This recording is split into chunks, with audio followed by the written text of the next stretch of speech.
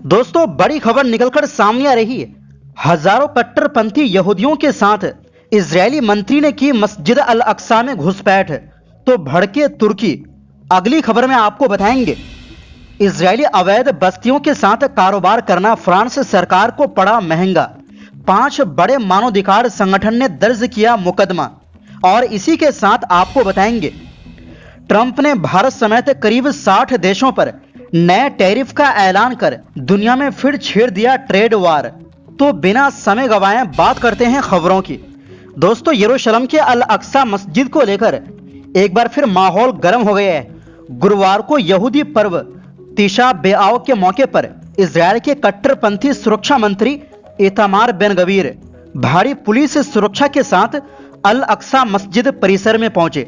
उनके साथ हजारों इजरायली बस्तियों के लोग भी मस्जिद परिसर में दाखिल हुए।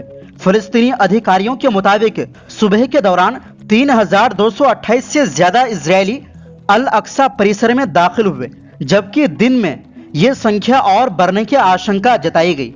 फिलिस्तीनी प्रशासन का आरोप है कि इजरायली पुलिस ने एक समूह में पहले से कहीं ज्यादा लोगों को अंदर जाने की अनुमति दी।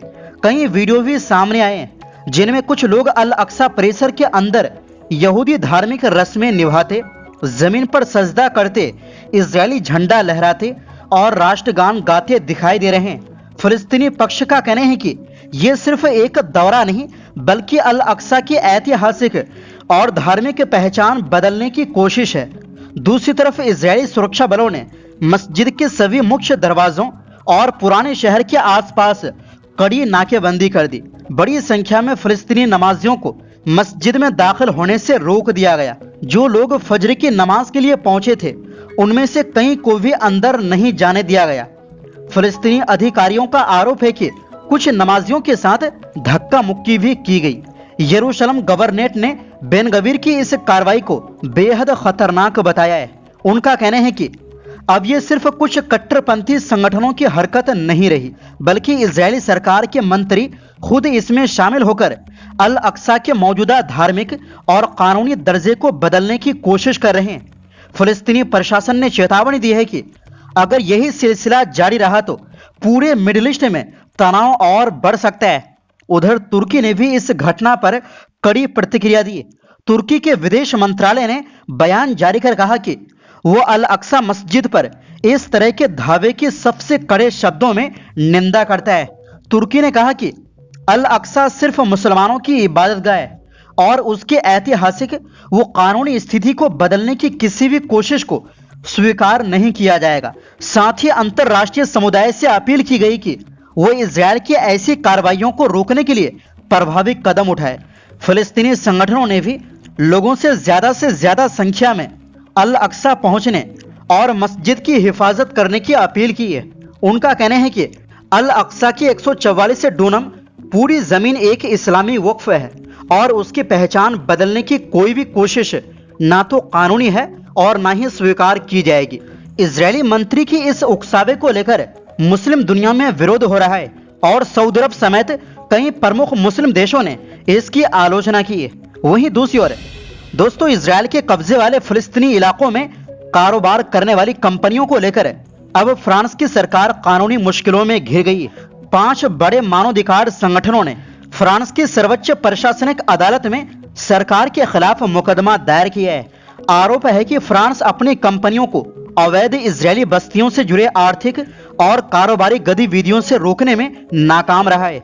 याचिका में कहा गया है कि अंतर्राष्ट्रीय न्यायालय यानी ICJ ने जुलाई 2024 की अपनी सलाहकारी राय में इजरायल के कब्जे को अंतर्राष्ट्रीय कानून के खिलाफ बताया था और सभी देशों से कहा था कि वह ऐसे किसी भी व्यापार या निवेश को रोकें जिससे कब्जे वाली बस्तियों को आर्थिक मदद मिले। इसके बाद बेल्जियम, नीदरलैंड, स्पेन और कुछ अन्य यूरोपीय देशों ने इजरायली बस्तियों के खिलाफ सख्त कदम उठाए, लेकिन फ्रांस ने केवल फिलिस्तीन को मान्यता देने और कब्जे को अवैध कहने तक ही खुद को सीमित रखा।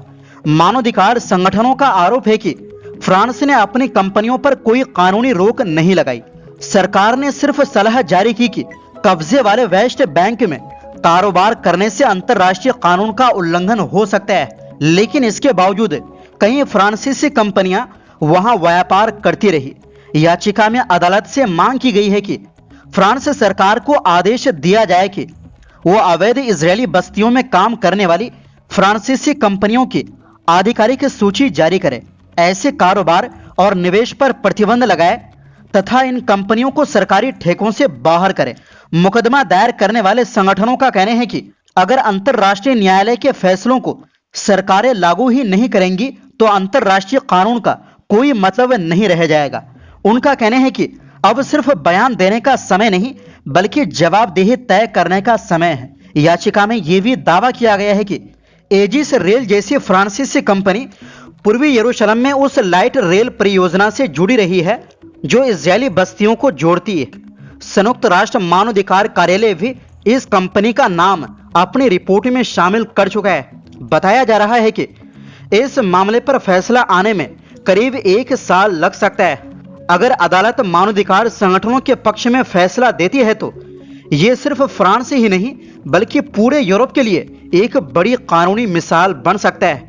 इससे भविष्य में उन कंपनियों पर सख्त कार्रवाई का रास्ता खुल सकता है जो कब्जे वाले फिलिस्तीनी इलाकों में व्यापार या निवेश के जरिए इजरायली बस्तियों को आर्थिक फायदा पहुंचाती है। वहीं दूसरी ओर दोस्तों, अमेरिका ने अपने लगभग 60 ट्रेड पार्टनर देशों पर नया टैरिफ लगाने का फैसला किया है। उसका कहना है कि ये देश जबरन मजदूरी रोकने के लिए पर्याप्त कदम नहीं उठा रहे हैं, इसलिए ये टैरिफ लगाए जा रहे हैं। 10 से 12.5% तक के ये टैरिफ अमेरिका के प्रमुख ट्रेड पार्टनर देशों पर लागू होंगे। इनमें भारत, ब्रिटेन, चीन, यूरोपीय यूनियन, कनाडा और जापान भी शामिल है। ये टैरिफ शुक्रवार को लागू होंगे। इससे पहले इस साल विदेशी सामान पर लगाया गया टेम्परेरी 10% टैरिफ अब समाप्त हो रहा है। डोनाल्ड ट्रंप के पिछले साल दोबारा राष्ट्रपति बनने के बाद शुरू हुए ट्रेड वार में यह ताजा बड़ा कदम माना जा रहा है।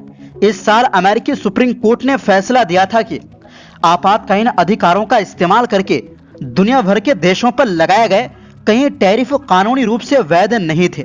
इसके बाद राष्ट्रपति ट्रंप ने अपनी प्रमुख व्यापार नीति को लागू करने के लिए दूसरे कानूनी रास्ते अपनाने शुरू किए।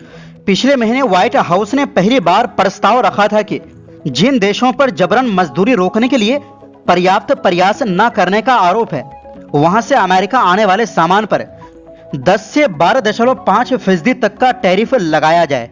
वहीं दूसरी ओर दोस्तों, अमेरिकी राष्ट्रपति डोनाल्ड ट्रंप ने कहा कि अमेरिका में मौजूद फ्रीज ईरानी संपत्तियों का इस्तेमाल जहाजों, उनके माल या उनसे जुड़े किसी भी नुकसान की भरपाई के लिए किया जाएगा।